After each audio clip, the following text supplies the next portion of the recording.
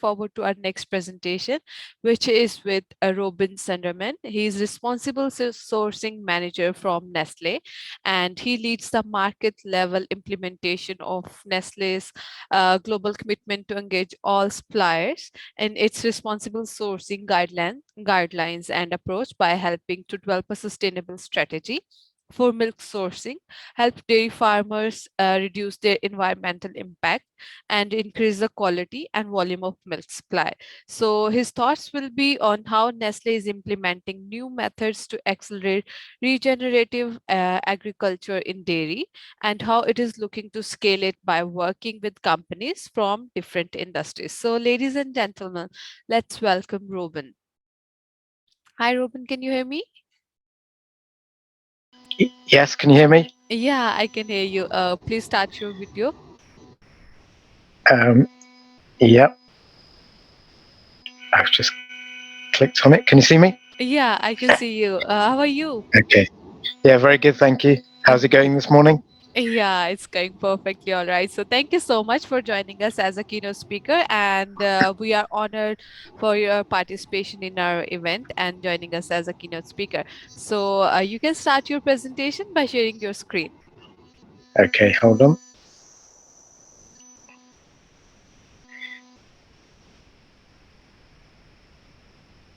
Uh,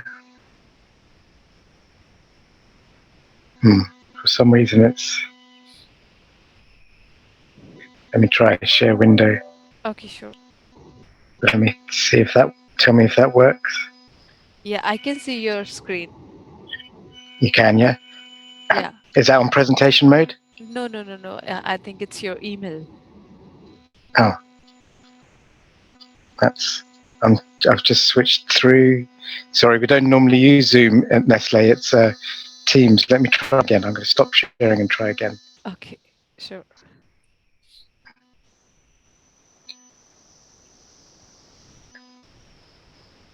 Hmm.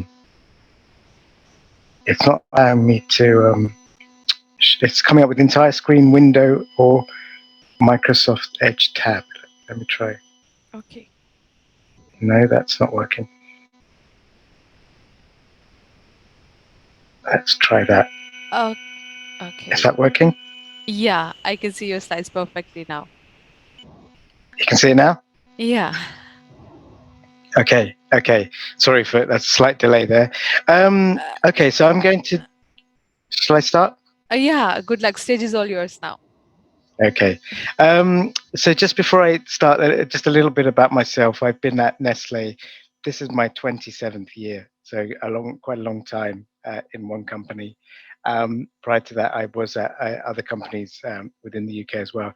And in that time, I've worked in a number of different roles, right from what we call the farm to fork. So I'm working with dairy farmers, and I'm going to take you through some of that now, but I've also worked with our customers across the supply chain with like Tesco's and Sainsbury's and at various levels in between. And I've also worked in sales and marketing. But yeah, today I'm just going to take you through what regenerative agriculture and dairy means for Nestle, and then I'm going to give you specific examples of what we're doing here in the UK, which is actually quite similar to things that are happening around the world. So just to start, a little bit about Nestle overall. Last year, our sales were 87 billion Swiss francs. So we are the biggest food and beverage company in the world, and you can see the numbers there. We've got thousands of employees around the world. We've got lots of factories, and yeah, I'm always staggered to see we're selling a billion products every single day around the world. So we're a big company, and but that also means that we have a lot of responsibility. We buy 1% of the world's agricultural output. So if you think about, and I'll come on to it in a minute, that the impact of agriculture on climate change and on just overall sustainability is significant. I mean, the estimates are between 25 and 30% of all climate changes is directly impacted by agriculture and the food industry. So it's important, being such a large player, that we're doing something about it. A little bit, I won't dwell on this, just give you an idea of some of the brands that we have around the world. So I'm sure you will have experienced some of our brands. So, Nestle's sustainability promise, where we believe we can really make a difference, and this goes back to what I said about buying 1% of the world's agricultural output, is that regeneration and advancing regenerative food systems at scale is something that we can really help to deliver, and accelerate in terms of working with other companies as well, and not just companies, with governments and NGOs and civil society, yeah, as well. So that's our sustainability promise. And for us, regeneration uh, in some ways kind of goes beyond sustainability. So if you think about traditional CSR, corporate social responsibility, a lot of that actually was about how do we cause no harm. Yeah, how do we make sure we're compliant to regulation and other kinds of things? Now, more and more, I think the world, and you're seeing more and more businesses that are saying, how can we go from doing no harm to doing good? Yeah. So how can we help to, regenerate? We've used a lot of the world's resources in making our products. We need to give back. We need to be able to regenerate, and give back. So, and regeneration is broader than just the environment. So how can we help regenerate communities? Regeneration in terms of the next generation, young people. So it's the broad aspects of regeneration is where we're looking to work. So this is so we've in terms of we've got a net zero commitment for 2050, and I think and some people have rightly challenged us and said, well, 2050 is a long way away. Why is it going to take you so long to get there?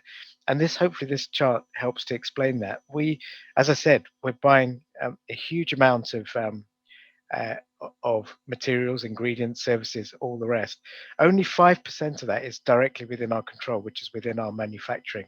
So the other 95% of our global footprint is upstream in our supply chain through our suppliers to our farmers and plantations and people working.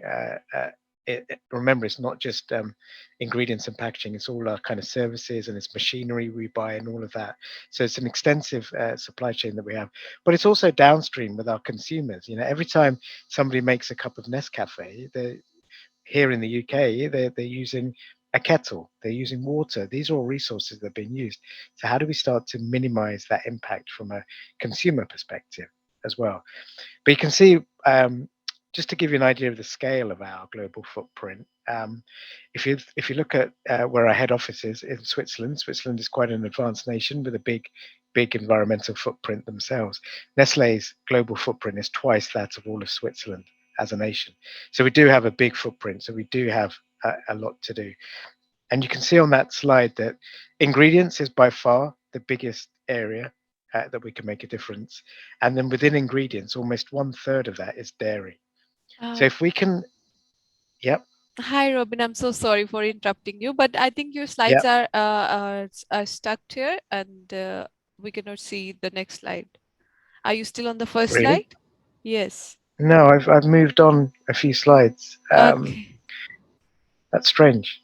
It's very strange. I don't know. Do you want to? Do you have a backup deck yourself? I Yes, sent it to yes, Nazim. I do. Do you Okay. want to? Shall I stop sharing and you share from your side? Yeah, Okay, sure. I will and do I'll that. ask you to. Okay, great. Sorry. No problem. It's okay. It's all right. No issues. Just let me check yours.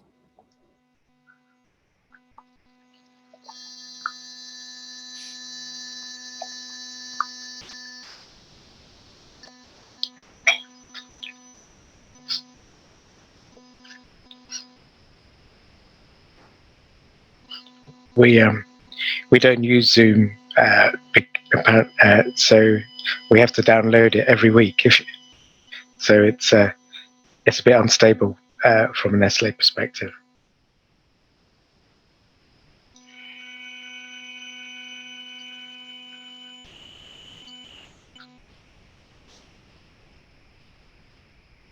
Can you also uh, when you're sharing, can you also make sure the sound is on because I've got a video to show as well.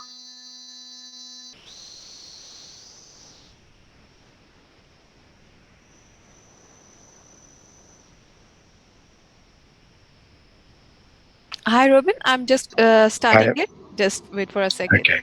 Okay, I'm so Yeah. sorry for that. Could you hear? I just said if you could make sure the sound works. I'm sure it will. Um,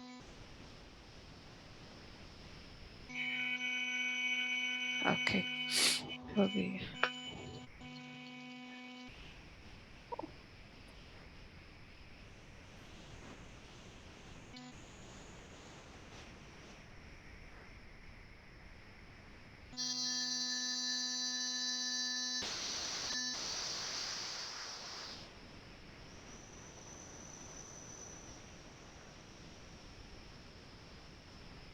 Great.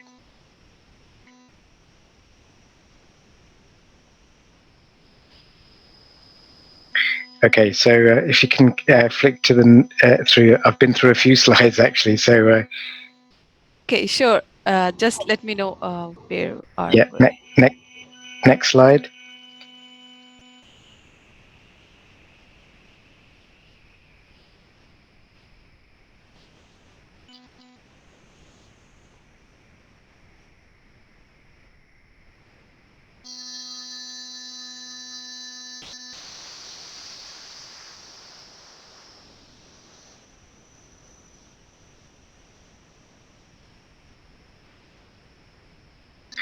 The perils of technology.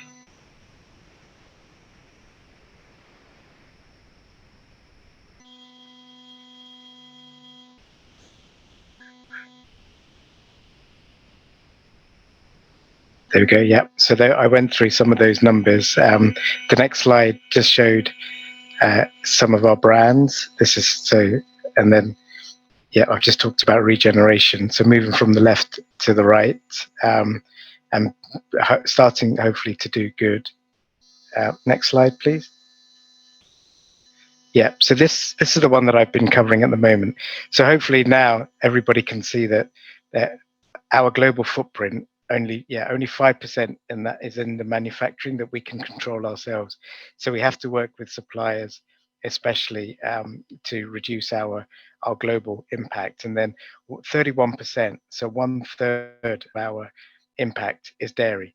So if we can really focus on dairy, and if we can focus on regenerative agriculture, and start to change the way that our farmers are farming, so that we can be more regenerative, that's the single biggest thing that we can do as a company to start to get us towards net zero as an organization. So next slide, please. So we've got an approach to regenerative agriculture and dairy around the Nestle world. So, from an approach perspective, the first is that it needs to be metrics driven. Yeah, we need to be able to show improvement, and we need to be able to show improvement that is credible. So, which is why we also do it alongside the science-based targets and science-based target initiative. So everything that we've already started to do and needs to happen is that we've got to measure it and measure everything to a standard that is globally agreed. We need to report in a way that makes sense, and it needs to be verified by third parties to make sure that we are actually genuinely making a difference to carbon, and not only carbon, biodiversity, water, all of the broader impacts that we would like to deliver. So, and then we have some key principles that we're working to again globally. At first, and absolutely the most important, is the farmer has to be at the heart of this. It needs to work for the farmer, and we know from experience around the world that when a farmer starts to change, maybe from a more intensive way of farming to a more regenerative way of farming, you often see a drop in yield. At least in the first maybe 2 years, you'll see a drop off in yield. So this second principle is really important, is that if we're going to encourage our farmers to change how they farm and change basically how they get their livelihoods, we have to make sure that we're financially supporting them, both not only in the short term, but longer term. So it's important we have these, if we're encouraging our farmers to help us to get to net zero for 2050. And ideally, we've said as a company by 2030, we're going to halve our footprint. So if we're going to make a 50% reduction, we need to be in it with the farmers, need to feel that secure in the knowledge that Nestle is going to be there with them. So that partnership is key. The third key principle is we must never forget cow welfare. So whatever it is we implement shouldn't negatively impact the cows. And then the last key principle as well is that we can't divorce this from indigenous people around the world who are farming. So whatever the indigenous ways of working, we can't enforce anything. It needs to be something that's natural and works for the people. So those are some of the key principles that we have got around the Nestle world. I'm now going to start to talk a little bit about what we're doing in the UK and give you some real solid examples of some of the things we're working on. So next slide, please. So I've just got a short video, so about 3 minutes long, of some of our farmers talking about how they work with Nestle in the UK. So if you hopefully, if you click on the slide, it should play. Fingers crossed. At the bottom, it should come up. Um,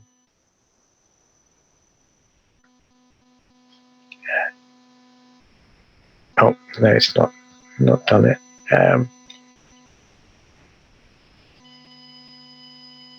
It doesn't matter. What I can do is I can probably share the video afterwards if people want to see it. Or what I can do is I can.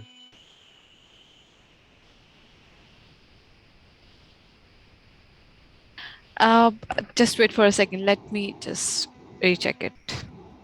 Yeah, I'm so sorry for that. that's okay.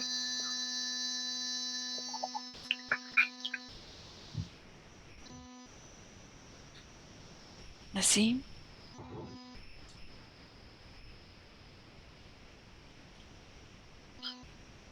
Otherwise, I could try and reshare my screen again and show the video if you want. Yes, you can try it if you can. Let me try that. See if it works. Okay.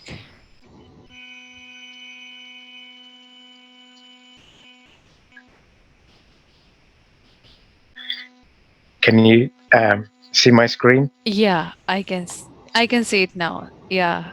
Can you see where it says "Let's meet some of our farmers"? Yeah. You just Okay, need let me. to. Okay. Oh, I don't know whether I'd share the sound. Um, let me.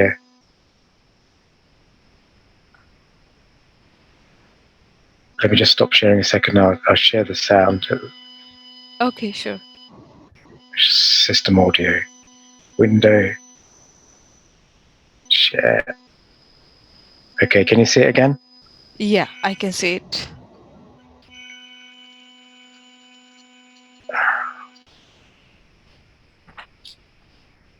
Yeah, it's working.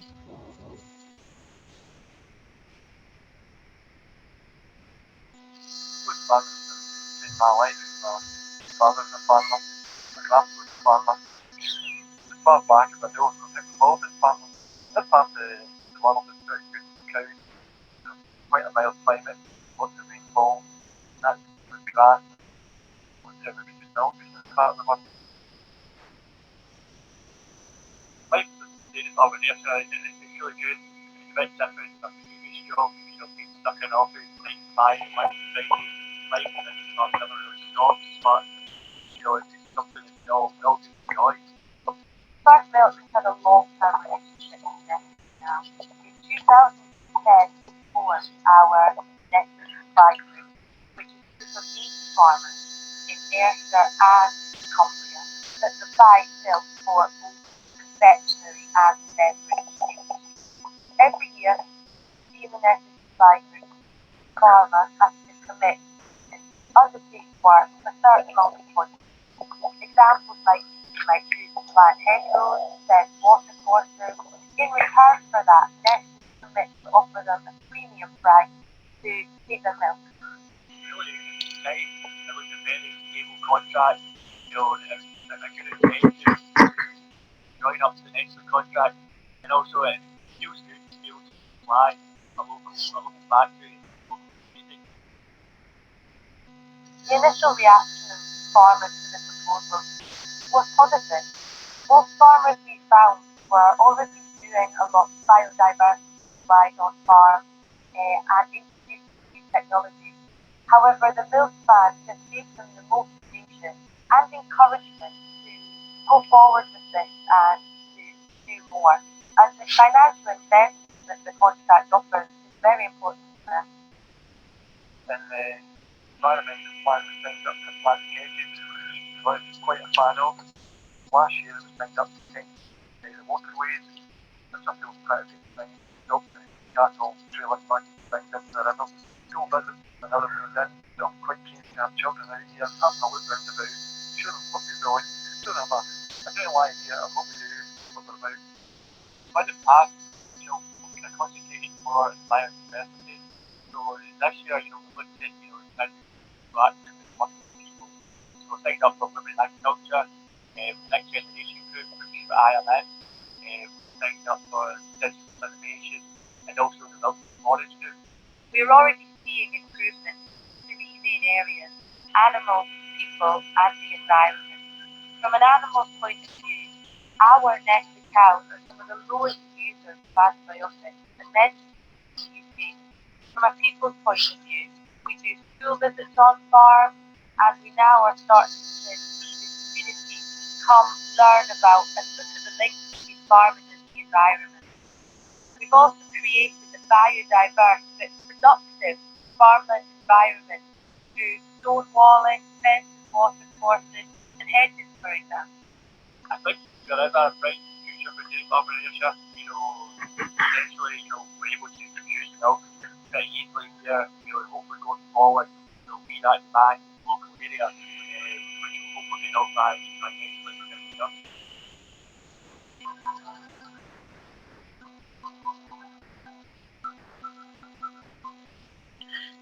So hopefully, were you able to hear that okay? Sorry? Was the sound okay? Did that work all right? Yeah, it Okay. worked all right. Shall I try and continue from my screen, see if it works? Can you see a slide saying, "Did you know?" Yeah, I can see it.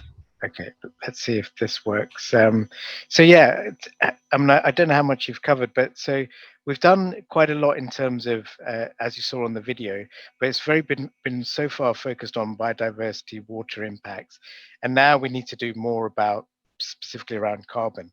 So I didn't know if you're aware, but there are more organisms in 1 teaspoonful of soil than there are people on the planet. And so we know we're going to be really focusing on soil organic matter, our farmers, as we move into the next few years. We also are going to start to do what we call mob grazing. So the cows are going to move around the farm, and they're going to eat the grass in one area, and then they won't return to the grass again for another 31 days, which most of them don't do that now. They just kind of keep going back to the same place to eat, which will allow the grass to regenerate again and just really mimic nature that you see, whether it's the bison in North America or the wildebeest in Africa. So it's really just because herbivores, they build soil, and healthy soil is fundamental to agriculture. Now, fingers crossed. Has the slide moved on, or are you still on the same slide? We are on Did You Know slide. Still, yeah. Oh, Yeah. let me Yeah. if I Yes. come out and go back in, can you see that slide now? Yeah, it's so far our work has been at the edges. Okay. Yeah. So we're now asking our farmers and working with our farmers to specifically look at soil as amongst the other things, like I said, this mob grazing, moving the cows around. It's a huge mindset shift for our farmers. So we have to be really, really aware of that and working with them. So the 3 key things that they're going to work on is, first is more diversity in terms of cropping. So going from monocropping to having lots and lots of different cover crops. And the second is, already touched on it, mimicking nature in terms of this rotational grazing.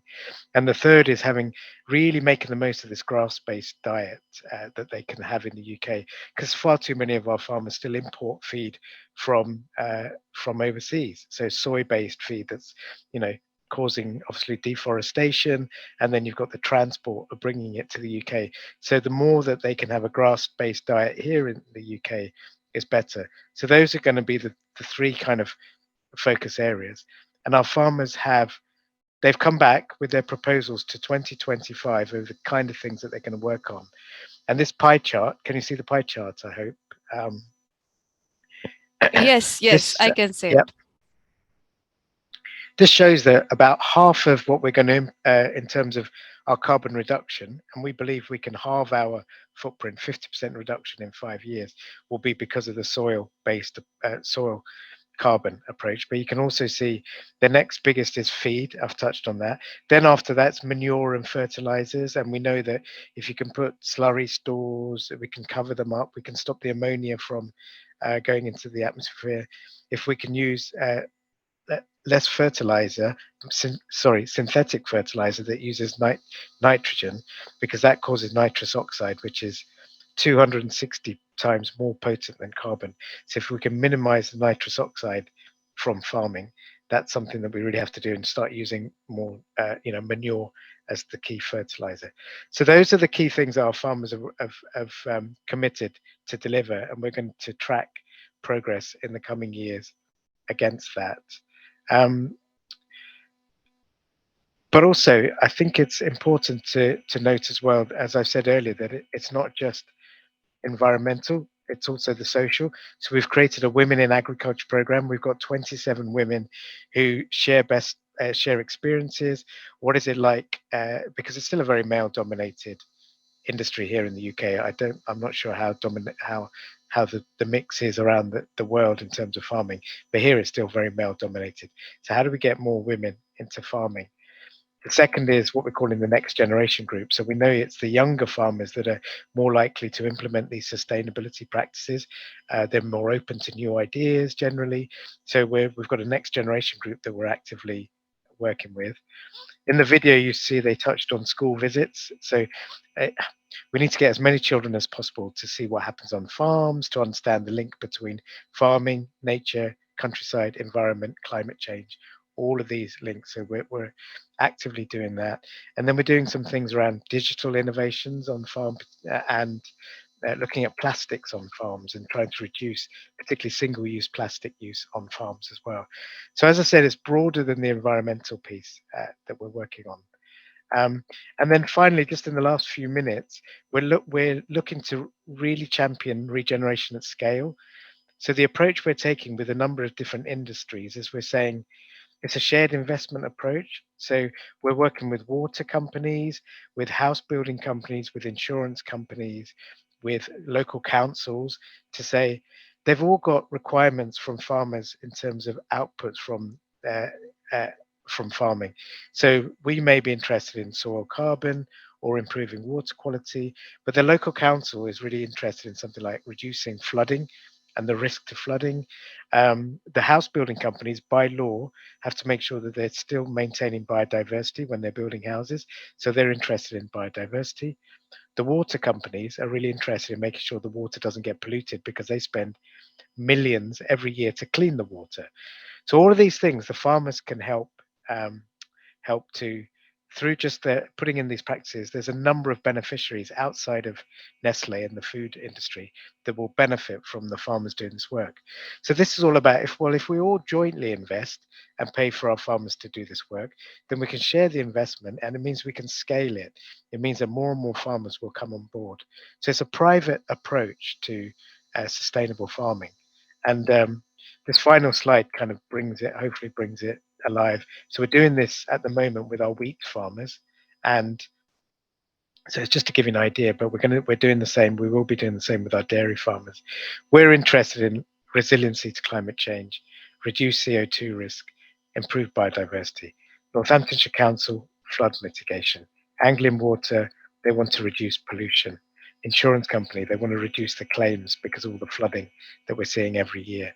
And the house builder, as I mentioned, biodiversity. So, sorry, you probably, I think, I don't know which slide you're on, but I forgot that you Yeah, it's can't. bringing it to life. An example from our. Ah, oh, so you can see that. Great, great. Yes. I'm just conscious it's nearly 10:30, so that is my final slide. Sorry, we had some delays. No So issues. I don't know if we have any time really for questions or if there are any questions. But No, you can cover it because right now we don't have any questions. So if you want, you can cover up your presentation. that was my final slide actually. So Okay, hopefully okay. it gives a feel for some of the things that we're working on. Okay, so thank you so much, Robin, and thank you so much for your wonderful presentation. Technical issues can happen at any time, and I'll ask the audience that if they're having any question, they can ask in the QA session or in the chat session. Okay, and Robin is here to answer our questions. So thank you so much for a wonderful presentation, and it was really very interesting session. So Thank you. we are really thankful for your time and effort. No problem. Have a great day. Stay safe.